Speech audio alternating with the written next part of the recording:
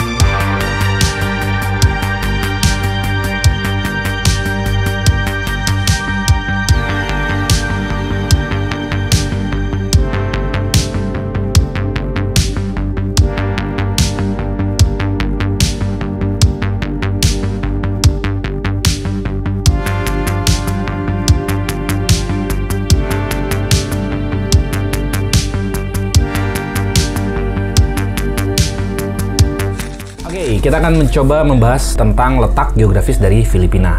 Nah, negara Filipina ini terletak di benua Asia, berada tepat di ujung utara Pulau Borneo dan juga memiliki sekitar 7.000 pulau dan juga beberapa pulau utama. Nah, pulau utamanya itu meliputi Pulau Luzon di wilayah utara, kemudian Mindanao di selatan, serta gugusan pulau atau kepulauan Visayas di wilayah tengahnya. Nah, untuk batas-batas negaranya sendiri ini meliputi di wilayah utaranya itu berbatasan dengan Samudra Pasifik dan juga Laut Filipina. Di wilayah timur berbatasan hanya dengan Laut Filipina. Di selatan ini lumayan berbatasan dengan Laut Celebes atau Sulawesi. Ada juga Teluk Moro, Teluk Davao, dan juga Pulau Borneo-nya Malaysia. Lalu di wilayah barat itu berbatasan dengan Laut Sulu, Laut Cina Selatan, dan juga Borneo, Malaysia. Oke, lanjut ke pengertian dari Filipina. Nah, nama Filipina ini memiliki latar belakang sejarah yang kaya terkait dengan penemuan dan kolonialisasinya oleh para penjajah Eropa di abad-abad sebelumnya. Yang ini dimulai dari ekspedisi Ferdinand Magellan. Itu di tahun 1521, penjelajah Portugis bernama Ferdinand Magellan itu berlayar di bawah bendera Spanyol. Tiba di Nusantara dalam pencariannya untuk menemukan rute ke arah barat menuju Kepulauan Rempah-Rempah atau Spice Island, itu yang terkenal dengan Maluku. Kemudian meskipun saat itu Magellan harus terbunuh di dalam pertempuran Mactan, ekspedisinya menandai dimulainya ketertarikan Spanyol terhadap wilayah di sekitar Filipina dan juga Maluku.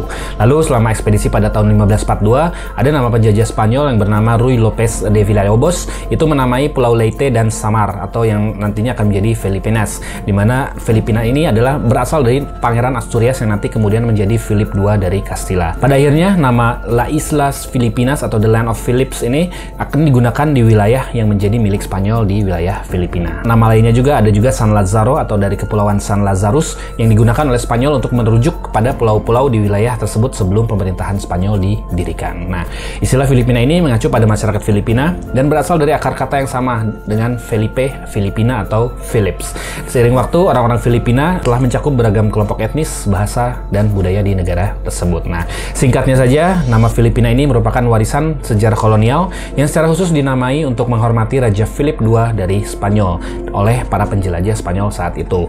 Nah, ini bertahanlah sampai sekarang melewati berbagai periode penjajahan Spanyol, Amerika, dan juga pendudukan Jepang dan menjadi nama yang abadi untuk negara Filipina gitu. Oke, lanjut kita akan membahas timeline sejarah Filipina dari mulai awal pemukiman kuno hingga menjadi bangsa yang modern. Masa prakolonial. Nah, rasa prakolonial ini mungkin catatannya mungkin ada beberapa suku-suku yang pernah tinggal di abad-abad sebelum Masehi. Ini tercatat di temuan arkeologis menunjukkan bahwa manusia pertama yang menetap di Filipina sekitar 30.000 tahun yang lalu, itu penghuni awalnya kemungkinan besar adalah suku Negritos yang diyakini tiba melalui jembatan darat yang menghubungkan kepulauan ini dengan daratan Asia selama periode zaman es terakhir. Lalu loncat ke milenium barunya, milenium awal, itu beberapa masyarakat dan juga kerajaan yang kompleks mulai muncul di wilayah tersebut. Pertama yang terkenalnya antara lain ada Kerajaan Tondo, kemudian Raja Nate dari Cebu, dan ada Kesultanan Sulu yang ada di wilayah selatan dekat Pulau Borneo. Nah, negara-negara awal ini terlibat dalam perdagangan yang sangat ekstensif gitu ya dengan wilayah-wilayah tetangganya, termasuk dengan Tiongkok, India, dan juga kerajaan-kerajaan Melayu di wilayah semenanjung Malaysia. Nah, sebagaimana dibuktikan dengan beberapa artefak seperti porselen dari Tiongkok dan juga beberapa manik-manik dari India. Nah, itu bukti adanya perdagangan dengan bangsa lain yang ada di daerah Filipina. Lalu di tahun 1500-an ini mulai adanya kolonialisasi dari Spanyol. Nah, kedatangan tadi yang Ferdinand Magellan menjelajah dengan ekspedisi pulau-pulau rempah yang ada di wilayah Nusantara dan juga Filipina, ini menandai awal mula datangnya para kolonial ke wilayah Filipina. Nah, kemudian Magellan harus meninggal atau misalnya die at the battle atau di Battle of Mactan, dan Spanyol tetap bertahan di wilayah tersebut. Nah, kemudian setelah bertahan ada juga mulailah pembentukan dari pemerintahan Spanyol di wilayah Filipina, di mana pada tahun 1565 Miguel López de Legazpi mendirikan pemukiman permanen Spanyol pertama di wilayah Cebu atau di wilayah tengah gitu ya, di wilayah Visayas. Nah, pada tahun 1571 juga ia sempat mendirikan Manila yang menjadi ibu kota dari Hindia Spanyol, the Spanish Indies gitu.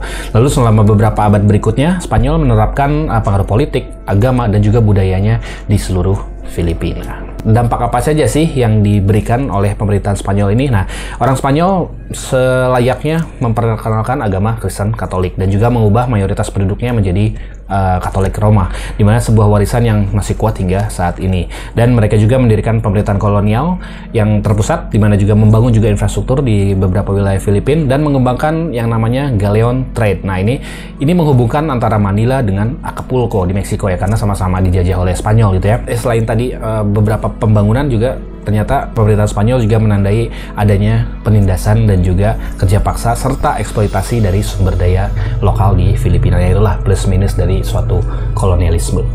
Lalu setelah adanya tadi kolonialisme adalah riak-riak untuk perjuangan kemerdekaan, di mana sepanjang masa kolonial Spanyol banyak terjadi pemberontakan dan juga pemberontakan ini seringkali didorong oleh perlawanan terhadap penindasan tadi yang dilakukan Spanyol dan keinginan untuk memiliki pemerintahan sendiri. Di mana pemberontakan juga ada yang terkenal, salah satunya pemberontakan Dagohoy itu di tahun 1744 hingga 1829 dan juga pemberontakan Cavite di tahun 1872 yang menyebabkan eksekusi 3 pendeta Filipina yang dikenal sebagai Gomburza. Nah, Gomburza ini adalah kepanjangan dari nama belakang dari 3 pendeta tersebut. Ada juga Gomez, ada Burgos, dan Zamora.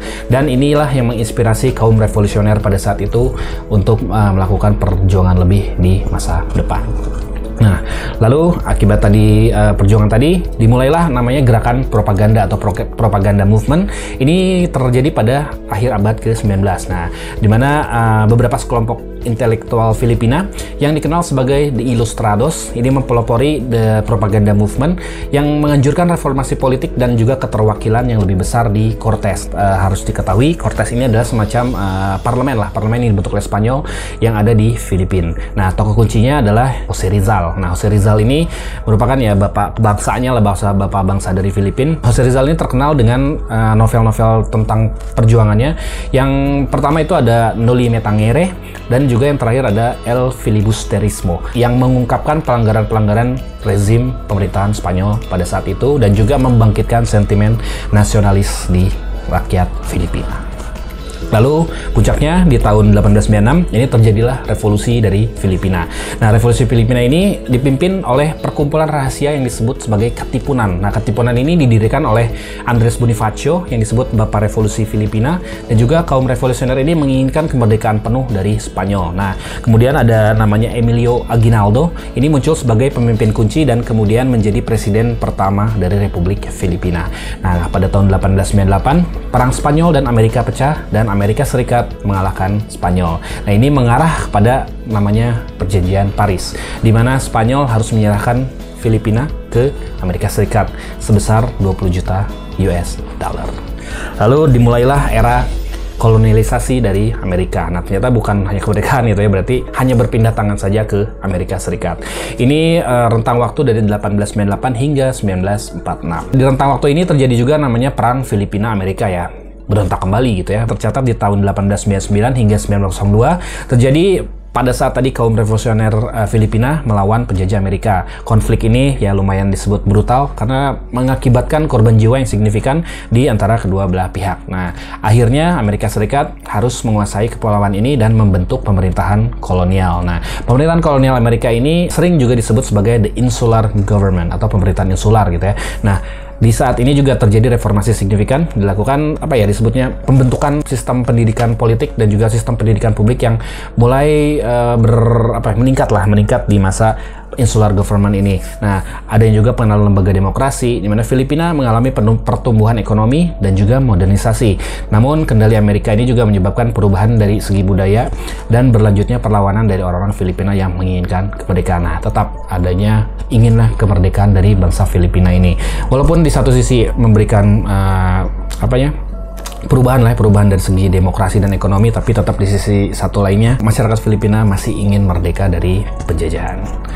Lalu dimulailah jalan menuju kemerdekaan. Nah, ini dimulai pada tahun 1934. Itu diberlakukannya undang-undang namanya Tidings-McDuffie Bills, itu yang disahkan dan membentuklah namanya Commonwealth Philippines atau Persemakmuran Filipina dan menetapkan batas waktu 10 tahun kemudian merdeka untuk Filipina.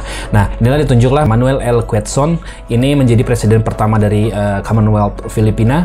Hanya saja Perang Dunia Kedua menghentikan proses kemerdekaan dari Filipina ini. Nah, pada Perang Dunia Kedua atau ya nanti akan disebut sebagai pendudukan dari Jepang lagi, ini berlangsung dari 1941 hingga 1945. Nah, terjadilah invasi Jepang di tahun 1941, di mana Jepang menginvasi Filipina lewat penyerangan di Pampanga. Nah, yang menyebabkan pendudukan atau penjajahan yang brutal selama beberapa tahun ke depan. Jepang sempat juga membentuk pemerintahan boneka dengan nama Republik Filipina atau The Second Philippine Republic, atau bahasa Jepangnya itu Philippine Kyowakoku, yang didukung oleh Jepang dan dipimpin oleh presiden boneka juga ya, namanya Jose P. Laurel. Nah, namun perlawanan gerilya dari kaum revolusioner dan nasionalis ini mulai juga meluas juga dan muncul didukung oleh Amerika karena merasa direbut dan mulai ingin berkuasa kembali di Filipina. Pendudukan Jepang ini ditandai dengan kekejaman, termasuk namanya tragedi The Bataan Death March dan juga pembantaian Manila atau Manila Massacre. Dan tibalah untuk pembebasan dan kemerdekaan di tahun 1944 hingga 1945, di mana pasukan sekutu yang dipimpin oleh Amerika jelas ya oleh Jenderal Douglas MacArthur ini membebaskan Filipina dan juga akhirnya memperoleh kemerdekaan penuh dari Amerika Serikat tepat pada tanggal 4 Juli 1946. Dan presiden pertama setelah merdeka itu ditunjuklah Manuel Roxas menjadi presiden Filipina yang merdeka. Tapi ini ada satu uniknya lagi. Uniknya kemerdekaan Filipina tidak dirayakan bukan 4 Juli. Karena 4 Juli kan sama ya sama kemerdekaan Amerika. Hanya saja mereka menaruh atau memperingati 12 Juni sebagai kemerdekaan Filipina. Karena ini merefer ke deklarasi kemerdekaan yang setelah dideklarasikan sebelumnya oleh Emilio Aguinaldo pada 12 Juni 1898. Itulah uniknya kemerdekaan dari Filipina. Lalu setelah pasca kemerdekaan berdirinya Republik awal atau the Third Republic atau Republik ketiga dari Filipina. Di mana tahun-tahun awal Republik ini ditandai dengan upaya membangun kembali negara dan mengatasi tantangan sosial dan juga ekonomi. Beberapa presiden pernah mengiringi Republik ketiga ini. Antara lain ada mulainya Elpidio Quirino, lalu lanjut ke Ramon Magsaysay, lanjut ke Carlos Garcia, lanjut ke Diosdado Macapagal. Nah, ketidakstabilan politik dan korupsi melanda pemerintahan sebelum-sebelumnya dan menyebabkan munculnya pemimpin populis yang saat itu terkenal bernama Ferdinand Marcos. Nah, dimulailah era Marcos dan juga darurat militer di Filipina. Setelah terpilihnya Ferdinand Marcos terpilih sebagai presiden pada tahun 1965 dan sempat memerintah Filipina hingga tahun 1986. Pada tahun 1972, ia mengumumkan darurat militer dengan alasan perlunya penekanan atau menekan pemberontak komunis dan memulihkan ketertiban. Rezime ini ditandai dengan pelanggaran hak asasi manusia, penindasan terhadap perbedaan pendapat, dan korupsi yang juga meluas di kroni-kroni Ferdinand Marcos. Lalu puncaknya adalah pembunuhan terhadap pemimpin oposisi Benigno Aquino pada tahun 1983. Nah, inilah memicu oposisi dari publik terhadap Ferdinand Marcos. Nah, oposisi ini menggerakkan kekuatan rakyat yang dinamai dengan Revolusi The People Power. Nah, Revolusi People Power ini terjadi pada tahun 1986 yang merupakan sebuah pemberontakan damai sebenarnya, menyebabkan tergulingnya tadi diktator Ferdinand Marcos dan juga memulihkan demokrasi. Nah, setelah jatuh Ferdinand Marcos, naiklah Corazon Aquino. Nah, Corazon Aquino ini adalah janda dari tadi Benigno Aquino. Nah, dan ia menjadi presiden perempuan pertama di Filipina. Lalu dimulailah era modern, di mana era pasca Marcos ini menyaksikan upaya yang memperkuat institusi demokrasi dan juga ekonomi mulai rebound dari zaman diktator hingga meningkat ke era demokrasi. Nah, dalam masa setelah Marcos ini, Filipina sempat dipimpin oleh Presiden Fidel V. Ramos, lalu Josep Estrada, Gloria Macapagal Arroyo, Benigno Aquino III, dan Rodrigo Duterte, yang masing-masing menghadapi tantangan dan juga kontroversi yang unik selama masa jabatan mereka. Lalu yang mungkin remind gitu ya antara si pemerintahan dari Duterte ini, mungkin perang kontroversial Duterte terhadap narkoba dan juga kebijakan luar negerinya yang condong ke Tiongkok, yang menjadi perdebatan besar di dalam negeri maupun juga dunia internasional. Hingga yang terakhir, untuk update terakhir, kembalinya keturunan tadi Ferdinand Marcos yang dulu sangat dibenci oleh masyarakat Filipina, anaknya yaitu Bongbong Marcos menjadi presiden Filipina ya. Naik turun gonta-ganti ya, ujung-ujungnya keluarga yang sebelumnya juga. Ya, itulah uniknya dari politik di Filipina. Oke, kita lanjut ke serba-serbi dari si Filipina. Oke, kita akan membahas area dari Filipina atau luas wilayah Filipina ini. Mungkin untuk di total mungkin sekitar 300.000 km persegi. Untuk ibu kotanya sendiri ada di Manila. Sistem pemerintahannya itu berbentuk Unitary Presidential Republic atau Republik Persatuan Presidensial. Ya, berarti republik berupa persatuan atau kesatuan yang dipimpin oleh presiden. Untuk presiden sendiri yang sekarang berkuasa adalah Bongbong Marcos atau Ferdinand Marcos Jr. Filipina ini juga memiliki lebih dari 20 bahasa regional bahasa dan juga dialek regional yang sering dipakai oleh masyarakat Filipina. Kemudian pembagian wilayah administratifnya yang disebut sebagai regions dan juga provinsi, karena lumayan banyak nih untuk provinsi di Filipina. Saya mungkin akan menyebutkan ada 18 region yang ada di Filipina dan juga berapa jumlah dari si provinsinya dan capital atau ibu kota dan juga regional center yang ada di Filipina. Oke, pertama ada National Capital Region. Ini berada di Pulau Luzon, memiliki 17 provinsi dan capital atau regional centernya berada di Manila. Lalu ada Cordillera Administrative Region, itu memiliki 7 provinsi dan capitalnya di Baguio. Lalu ada Ilocos Region, memiliki 5 provinsi dan memiliki center di San Fernando. Lalu ada Cagayan Valley, itu memiliki 6 provinsi, berpusat di Tuguegarao. Lalu ada Central Luzon, itu memiliki 9 provinsi, berpusat di San Fernando. Ada juga Calabarzon, ini memiliki 6 provinsi, berpusat di Calamba. Ada Southwest Tagalog, itu memiliki 6 provinsi, beribu kota atau bersentral di Calapan. Lalu ada Bicol, itu memiliki 7 provinsi, bersentral di Legazpi. Ada juga Western Visayas, itu memiliki 6 provinsi, terpusat di Iloilo City. Lalu ada Negros Island Region, memiliki 4 provinsi, bersentral di Bacolod. Ada juga Central Visayas, memiliki 5 provinsi, bersentral di Cebu City. Ada Eastern Visayas, memiliki 8 provinsi, bersentral di Tacloban. Lalu ada Zamboanga Peninsula, memiliki 5 provinsi, berpusat di Pagadian. Ada Northern Mindanao, memiliki 7 provinsi, berpusat di Cagayan de Oro. Ada Davao Region atau region atau wilayah Davao, itu memiliki 6 provinsi, berpusat di Davao City. Ada Sorsogon, itu memiliki 5 provinsi, berpusat di Coronadal. Ada Caraga, 6 provinsi, berpusat di Butuan. Dan terakhir adalah Bangsamoro, ini salah satu wilayah yang unik di Filipina Selatan, memiliki 7 provinsi dan berpusat di Cotabato City. Untuk jumlah penduduk yang ada di Filipina itu tercatat mungkin sekitar 100 juta atau 113 juta lah ya, sekitar 113 juta. Ini lebih dari 60% penduduknya ini tinggal di wilayah pesisir dan 54%-nya tinggal di wilayah perkotaan. Untuk Manila, ibu kotanya ini serta wilayah Quezon City ini merupakan salah satu kota terpadat di dunia, ya, salah satu yang di dunia yang disebut sebagai Metro Manila.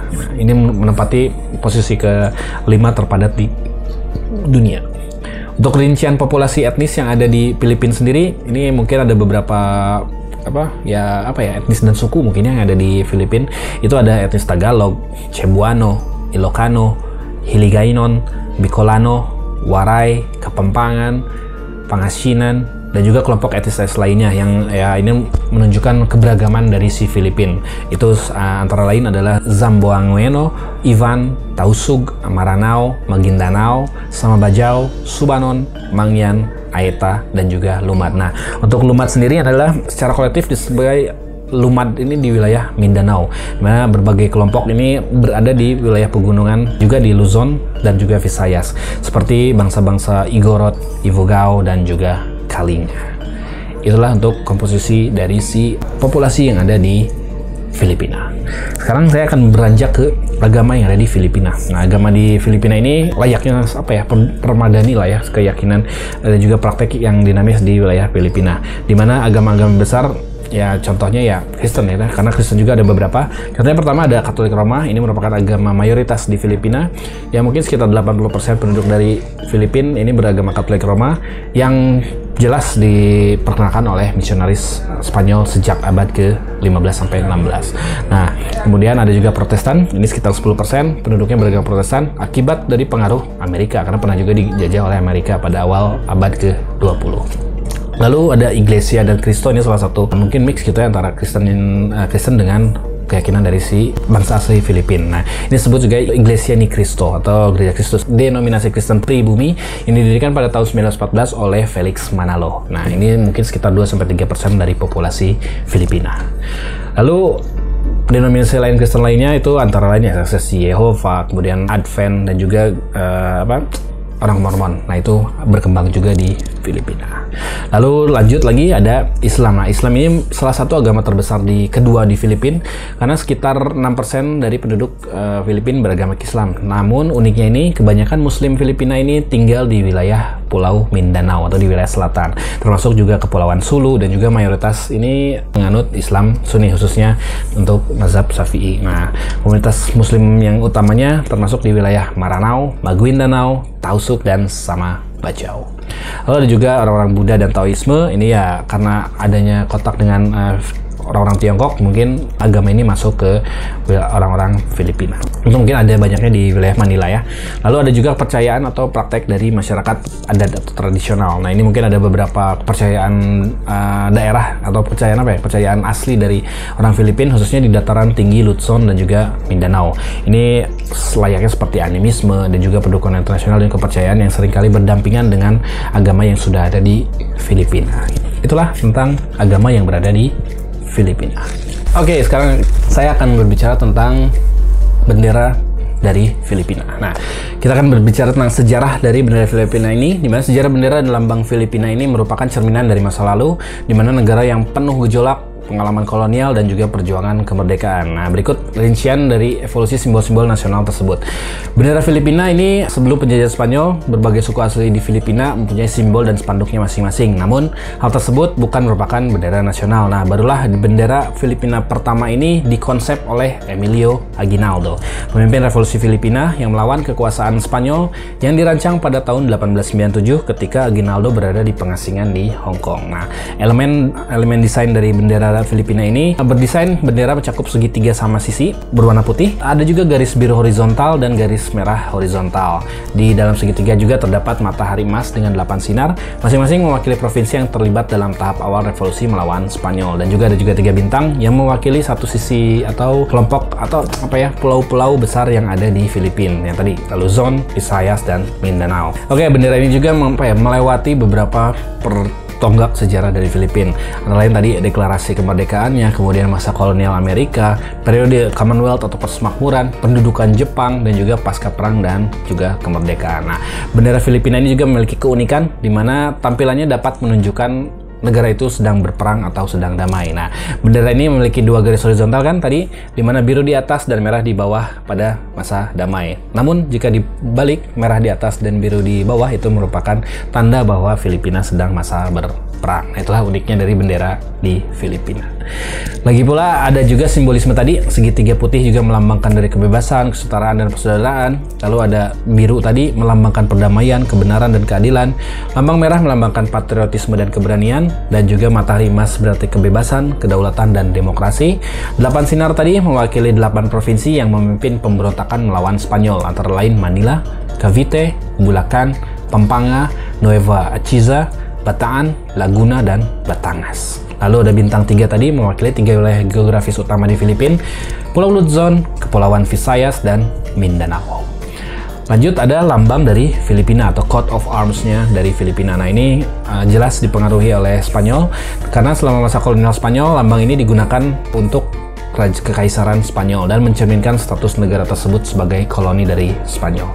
Nah, ada yang menyebutnya ini sebagai lambang Aguinaldo saat pemerintahan dari Aguinaldo, dan juga kolonial Amerika juga berubah lagi, dan juga persemakmuran sempat berubah lagi, pasca kemerdekaan juga berubah. Nah, hingga lambang yang terakhir atau yang terakhir direvisi itu tahun 1978 ini disebut sebagai Escudo de Filipinas.